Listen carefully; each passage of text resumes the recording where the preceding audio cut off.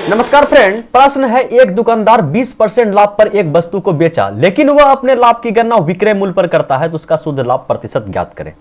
इस प्रश्न को सोल्व करने में मुश्किल से 5 से 6 सेकंड का समय लगता है। कब? जब आपको इस क्वेश्चन को सोल्व करने का सही तरीका मालूम हो।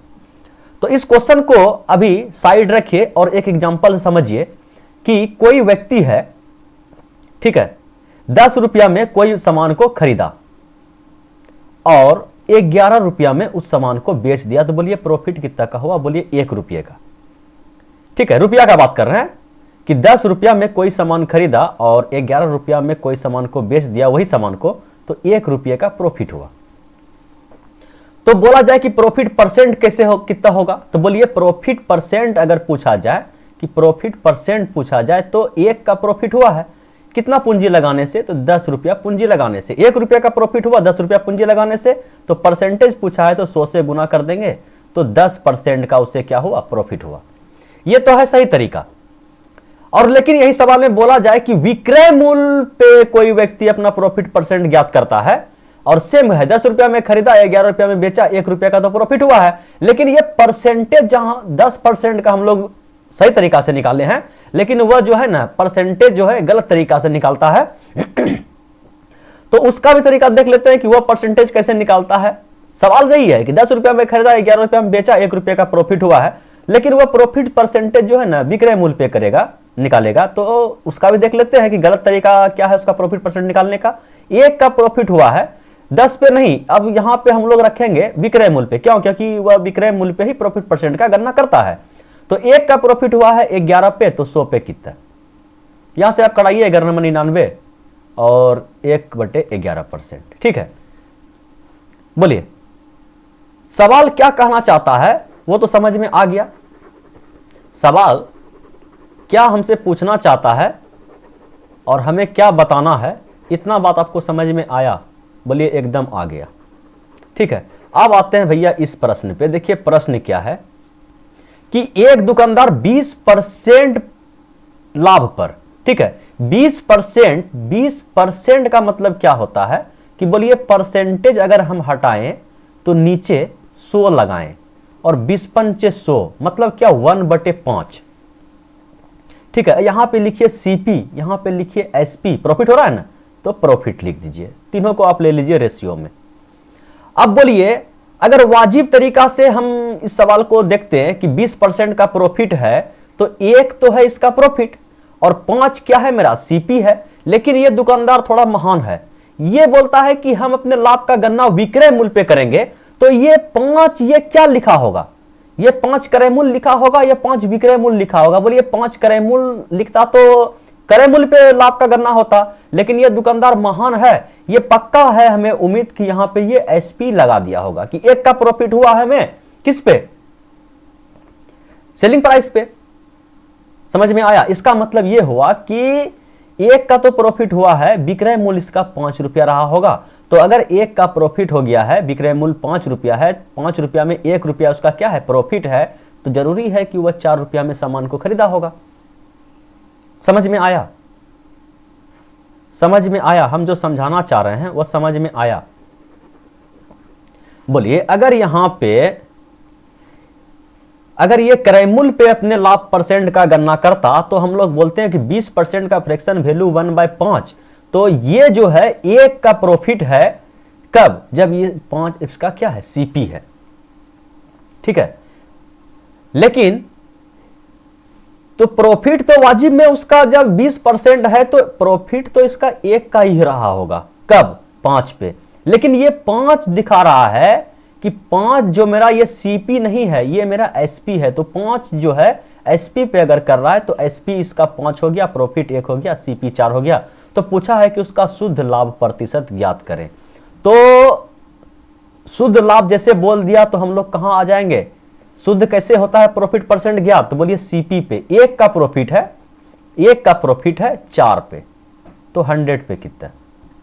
तो कटा दीजिए, बोलिए 25%। और 25% 110% इस सवाल का सही जवाब है। ठोकिए लाइक और बढ़ते हैं सवाल नंबर 2 की ओर। सवाल नंबर 2 रहा भैया आपके स्क्रीन पे। यदि विक्रय मूल्य पर 10% की हानि तो क्रय मूल्य पर कितने परसेंट की हानि? 10% समझिएगा 10% का फ्रैक्शन वैल्यू 1/10। अगर ये मेरा प्रॉफिट है कि लॉस है, ये अगर मेरा लॉस है तो ये मेरा वाजिब में सीपी होना चाहिए, लेकिन ये महान व्यक्ति है विक्रय मूल्य पर गणना किया है तो पक्का है कि ये मेरा एसपी रहा होगा। तो यहां पे सीपी, यहां पे एसपी, यहां पे लॉस, एक का लॉस हुआ है।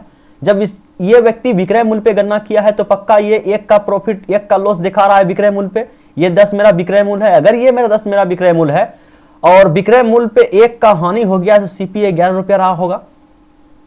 11 में सामान खरीदा, 10 में बेचा, तभी तो एक का एल लगा। तो पूछा है कि क्रय मूल्य पर कितने % की हानि, तो हम देख रहे हैं कि एक का हानि हुआ है। क्रय मूल्य कितना है 11, तो परसेंटेज में पूछा गया है तो 100 से गुना, तो 11 नंबर 99, 9.1/11, 9.1/11, ऑप्शन नंबर डी। बोलिए समझ में आया, बोलिए समझ में आया, बोलिए हाँ। 110% अब समझ में आ गया। अगर समझ में आ गया तो सवाल नंबर 3 को देखिए, ठीक है। एक कपड़ा विक्रेता विक्रय मूल्य पर लाभ से गणना करके एक जोड़ी जींस के बिक्री पर 12.5% लाभ अर्जित करने का दावा करता है, तो लाभ प्रतिशत ज्ञात की, जबकि इसकी गणना क्रय मूल्य पर की जाए, ठीक है। इसको रखिए प्रैक्टिस के लिए। इसका आंसर आप हमें नीचे कमेंट बॉक्स में दीजिएगा। थोड़ा सा टाइप बढ़ाते हैं और आते हैं कहां, सवाल नंबर 4 की ओर। देखिए सवाल नंबर 4 क्या बोल रहा है। लवली बिक्री मूल्य पर अपने लाभ प्रतिशत की गणना करता है, जबकि बंटी लागत मूल्य पर अपने लागत मूल्य पर उसकी गणना करता है। वे पाते हैं कि उनके लाभ में अंतर 100 रुपया है, ठीक है। यदि उनका बिक्री मूल्य समान हो, सेलिंग प्राइस दोनों का समान है और दोनों 25% का लाभ, दोनों को 25% का लाभ मिलता है, तो दोनों का बिक्री मूल्य, समझिएगा काफी इजी सवाल है। 25% का फ्रैक्शन वैल्यू क्या है। देखिए दो व्यक्ति है, समझिएगा पहला सवाल है इस टाइप का, आराम समझिएगा। इसके बाद 3-4 सवाल होमवर्क के लिए रखे हैं आराम समझिएगा। 25% का फ्रैक्शन वैल्यू सभी को पता है कि 25% का फ्रैक्शन वैल्यू 1/4। तो एक लवली है और एक बंटी है, ठीक है। एक लवली है और बंटी है, दोनों को 25% का लाभ हुआ है, तो 25% का फ्रैक्शन वैल्यू तो 1/4 दोनों को हो, ठीक है। अब देखिए दो व्यक्ति है, एक लवली है और एक बंटी है, और हम बात कर लेते हैं सीपी का। प्रॉफिट हो ना, प्रॉफिट है, सीपी है, एसपी है और प्रॉफिट है, ठीक है। दो व्यक्ति है, तो नीचे लकीर विकार समझिएगा। अब इसमें ईमानदार कौन है, ईमानदार जबकि बंटी लागत मूल्य पर, ठीक है। बंटी ईमानदार है, बंटी का सही तरीका है प्रॉफिट निकालने का और लवली का तरीका क्या है, गलत है। तो सबसे पहले जिसका सही तरीका है उस पर ध्यान देते हैं कि बंटी को प्रॉफिट हुआ है 1 का, बंटी को प्रॉफिट हुआ है 1 का, तो 4 इसका क्या है, बोलिए 4 इसका सीपी है। तो अगर 4 में कोई सामान खरीदा और 1 का प्रॉफिट हुआ तो कितना में बेचा होगा, बोलिए 5 रुपया में। अब आते हैं लवली पे। लवली का जो प्रॉफिट परसेंट निकालने का तरीका है वह गलत है। इसको भी प्रॉफिट 1 का हुआ है, ठीक है, इसको प्रॉफिट 1 का हुआ है, लेकिन ये 4 क्या लिखा होगा नीचे, बोलिए ये 4 सेलिंग प्राइस लिखा होगा, क्योंकि ये महान व्यक्ति है, ठीक है। ये विक्रय मूल्य पे अपना लाभ प्रतिशत की गणना करता है, तो 4 इसका अगर सेलिंग प्राइस रहा होगा, 4 में कोई सामान को बेचा और 1 का प्रॉफिट भी शामिल है 4 में, तो सीपी इसका 3 रुपया रहा होगा। 3 में खरीदा, 1 का प्रॉफिट लिया, तभी तो 4 में बेचा। बोलिए इतना बात समझ में आया, इतना बात समझ में आया, बोलिए इतना बात समझ में आया, बोलिए आ गया। हम सभी को रखते हैं रेशियो में, आपको पता ही है, ठीक है। ये सभी क्या है, रेशियो में है। अब एक कंडीशन दिया गया है, यदि उनका बिक्री मूल्य क्या हो, समान हो। तो देख रहे हैं दोनों का बिक्री मूल्य तो मेरा उल्टा पुल्टा आ गया है, इसका बिक्री मूल्य 4, इसका बिक्री मूल्य 5। तो हम कोशिश करते हैं क्या कि दोनों को समान कर दे। क्यों, क्योंकि सवाल में बताया गया है यदि उसका बिक्री मूल्य क्या हो, समान हो। तो 4 को और 5 को बराबर करने के लिए इसको गुना कर देते हैं हम लोग 5 से, इस रेशियो को, और इस रेशियो को गुना कर देते हैं 4 से। तो अब सही रेशियो क्या आएगा हम लोग के पास, देख लेते हैं कि 5 से अगर गुना किए तो ये हो गया मेरा 15 और 5 चौके 20 और ये हो गया 5, 4 चौके, ठीक है ना, गलती नहीं किया, 5 या 15, ठीक है। 4 चौके 16 और 5 चौके 20 और ये हो गया आपका 4। ठीक है। लेकिन सवाल में एक पॉइंट और दिया है कि वे पाते हैं कि उनके लाभों में 100 रुपये का अंतर है, लेकिन हम तो देख रहे हैं कि यहां कि उनके लाभों में मात्र 1 रुपये का अंतर है। अगर 1 रुपये का अंतर मेरा 100 रुपये के बराबर है तो क्या पूछा गया है, तो उसका बिक्री मूल्य बताइए। बिक्री मूल्य दोनों के लिए क्या है, 20 है। तो 1 का अगर मान 100 है तो 20 का मान कितना हो जाएगा, 2000।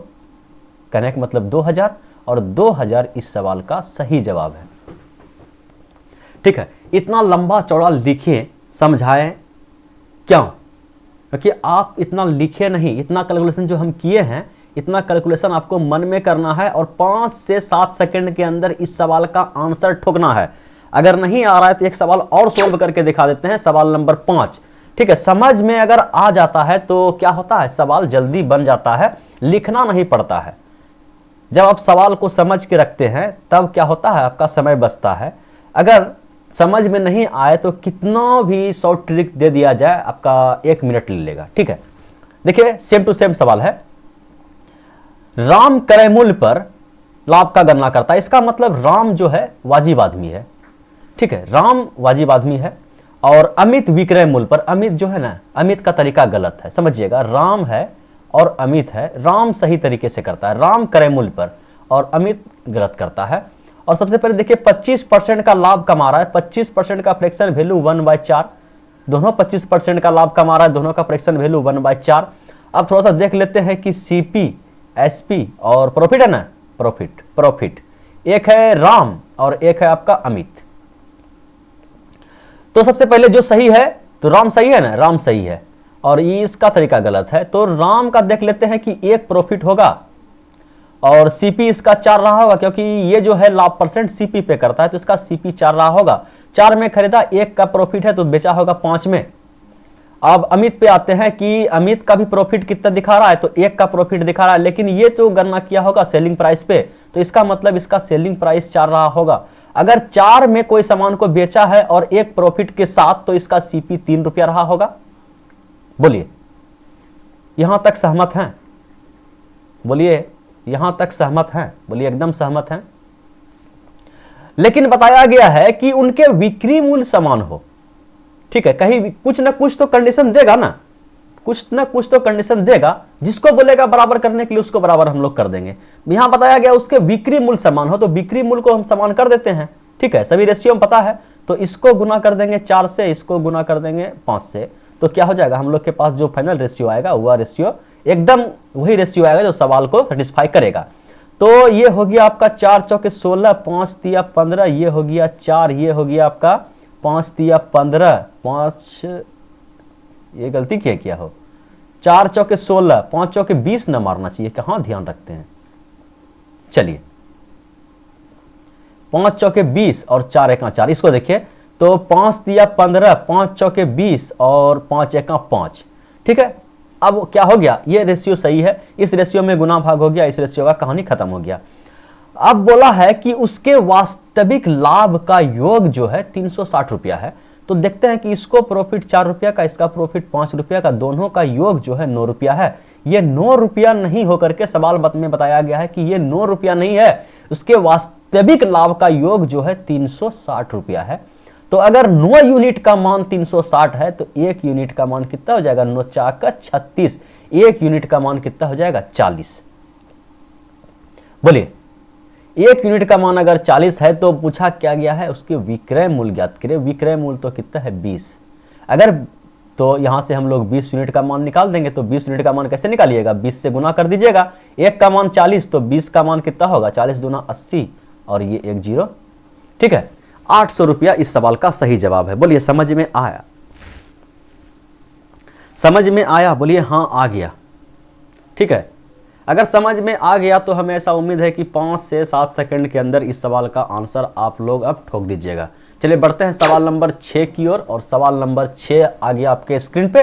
राम अपने लाभ की गणना क्रय मूल्य पर करता है तथा श्याम अपने लाभ की गणना विक्रय मूल्य पर करता है। इस तरह राम को 40% तथा श्याम को 50% का लाभ होता है। यदि दोनों का विक्रय मूल्य समान हो तथा श्याम राम से 900 रुपया अधिक कमाता है तो विक्रय मूल्य बताओ। ठीक है, कोई दिक्कत नहीं है। अब देख लेते हैं कि क्रय मूल्य पे कौन करता है। तो राम अपने लाभ की गणना क्रय मूल्य पे, इसका मतलब राम जो है ना, राम सही आदमी है, राम जो है ये सही आदमी है। और कौन है? श्याम। थोड़ा सा हटा के देखिए, श्याम जो है गलत आदमी है, मतलब इसको पता नहीं है किस पे किया जाए। तो राम को कितने परसेंट का लाभ हो रहा है? तो इस तरह राम को 40% का लाभ हो रहा है, इस तरह राम को 40% का। तो 40% का फ्रैक्शन वैल्यू कितना होता है? तो आप बोल दीजिए कि 2/5, 2/5। तो यहाँ पे हम लोग लिख देते हैं सीपी है, एसपी है, और प्रॉफिट हो रहा है तो प्रॉफिट एक जगह है राम और एक जगह है आपका श्याम। तो राम को जो है, राम सही तरीका है, राम का सीपी 5 है और इसको प्रॉफिट 2 का है। तो कितना में सामान को बेचा होगा? बोलिए 7 में। अब श्याम का बात कर लेते हैं कि श्याम को 50% का लाभ है। तो 50% का फ्रैक्शन वैल्यू कितना होता है? तो 1/2। तो 1/2 तो 1 का इसको भी प्रॉफिट हुआ है, प्रॉफिट इसे 1 का हुआ है, लेकिन ये 2 इसका क्या है? सेलिंग प्राइस है। तो अगर 2 में कोई सामान को बेचा है, उसमें 1 प्रॉफिट शामिल है, तो सीपी 1 रुपया रहा होगा। ठीक है, बोलिए एकदम। लेकिन सवाल में एक कंडीशन दिया गया है कि दोनों का विक्रय मूल्य समान हो। तो विक्रय मूल्य देख रहे हैं कि समान नहीं है। अगर विक्रय मूल्य समान नहीं है तो हम लोग क्या करते हैं? इस रेशियो को बैलेंस करने का कोशिश करते हैं। इसको 2 से गुना कर देते हैं और इसको 7 से गुना कर देते हैं। सभी रेशियो में है, आपको पता ही है। तो यहां से जो अब फाइनल रेशियो आएगा हम लोग का गुना करने के बाद, तो ये आ गया आपका 10 रुपया, ये आ गया 14 रुपया, और ये आ गया 4 रुपया, ये आ गया 7 रुपया, ये हो गया आपका 14 रुपया, और ये हो गया आपका 7 रुपया। ठीक है। अब बताया गया है कि श्याम राम से 900 रुपया अधिक कमाता है। तो श्याम तो हम देख रहे हैं कि 3 रुपया अधिक कमा रहा है। श्याम नीचे वाला श्याम है, ऊपर वाला राम है। तो श्याम देख रहे हैं कि 3 रुपया अधिक कमा रहा है राम से, लेकिन सवाल में बताया गया है कि 900 रुपया अधिक कमा रहा है। अच्छा, इसका मतलब हम जो 3 रुपया मान निकाले हैं, ये 900 रुपया के बराबर है। तो 1 यूनिट का मान कितना हो जाएगा? बोलिए 30 या 90। ठीक है, डबल जीरो लगेगा। तो 1 यूनिट का मान आ गया यहां से 300। तो क्या पूछा गया है कि विक्रय मूल्य बताओ। तो विक्रय मूल्य कितना है? यहाँ पे दोनों का विक्रय मूल्य तो 14 है। तो 14 42, और 4200 इस सवाल का सही जवाब है। अगर कहीं भी समझने में थोड़ा सा भी किंतु परंतु दिस डेट हो तो बिंदास कमेंट कीजिएगा। और एक क्वेश्चन तो पहले इजी वाला होमवर्क में दिए हैं, और लगे हाथ इस टाइप का भी एक क्वेश्चन रख लीजिए आप लोग होमवर्क में। इसको आराम से बैठ के घर में पालथी मोड़ के ध्यान लगा के हाथ गोड़ धो करके, ठीक है, पूजा पाठ करने के बाद इस सवाल को सोल्व कीजिएगा। अगर बन गया तो इसका आंसर आप में नीचे कमेंट बॉक्स में दीजिएगा। ठीक है, यही था भैया आज का लास्ट क्वेश्चन। जाते जाते वीडियो को एक बार चुटुक से लाइक कीजिएगा। Thanks for watching video. फिर मिलते हैं अगले वीडियो में, तब तक के लिए बाय बाय।